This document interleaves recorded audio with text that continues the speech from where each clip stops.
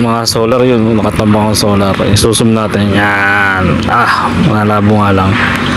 Balik na lang natin sa normal.